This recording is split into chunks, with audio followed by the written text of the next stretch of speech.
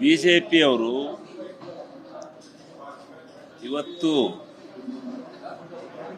ಕರ್ನಾಟಕ ರಾಜ್ಯದ ಜನತೆಯ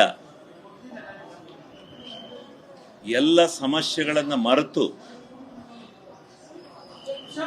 ತಮ್ಮ ವೈಯಕ್ತಿಕ ಪ್ರತಿಷ್ಠೆಯನ್ನು ಹೆಚ್ಚಿಸಿಕೊಳ್ಳಲಿಕ್ಕೆ, ಏನು ವೈಯಕ್ತಿಕ ಪ್ರತಿಷ್ಠೆ, ಕಳೆದ ಲೋಕಸಭಾ ಚುನಾವಣೆಯಲ್ಲಿ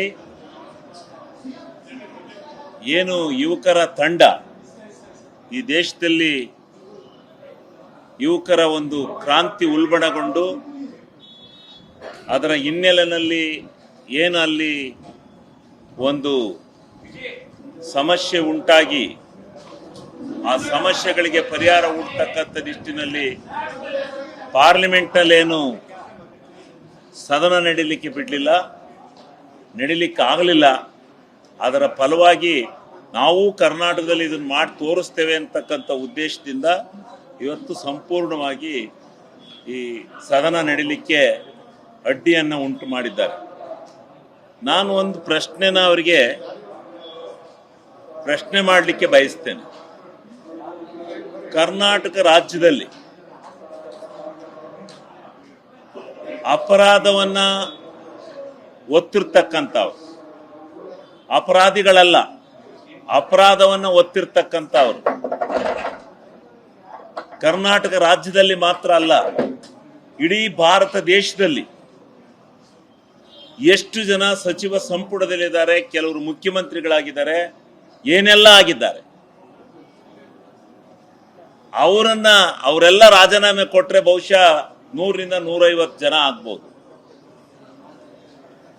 ಇವತ್ತು ನಾಗೇಂದ್ರ ಅಪರಾಧಿ, ಆರೋಪಿ ಅಲ್ಲ. ಆರೋಪಿ ಆಗಿದ್ರೆ ಸಂವಿಧಾನ ಅವರನ್ನ ಮಂತ್ರಿ ಮಾಡಲಿಕ್ಕೆ ಬಿಡೋದಿಲ್ಲ, ಸಂವಿಧಾನದಲ್ಲಿ ಅವಕಾಶನೂ ಇಲ್ಲ.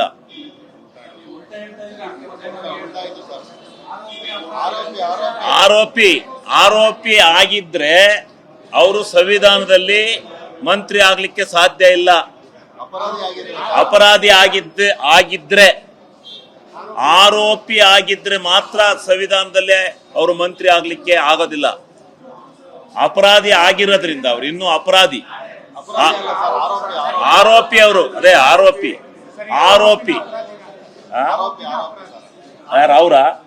ಅವರು ಆರೋಪಿ, ಅಪರಾಧಿ ಅಲ್ಲ. ಇನ್ನೂ ಅಪರಾಧಿ ಅಂತ ತೀರ್ಪು ಬಂದ್ರೆ ಅವರು ಯಾವುದೇ ಕಾರಣದಿಂದ ಸಂವಿಧಾನದಲ್ಲಿ ಅವರು ಮಂತ್ರಿ ಆಗ್ಲಿಕ್ಕೆ ಅವಕಾಶ ಇಲ್ಲ. ಇವತ್ತು ಕರ್ನಾಟಕ ರಾಜ್ಯದಲ್ಲಿ ಕುಡಿಯುವ ನೀರಿಗೆ ತೊಂದರೆ ಇದೆ, ಬರ ಬಂದಿದೆ.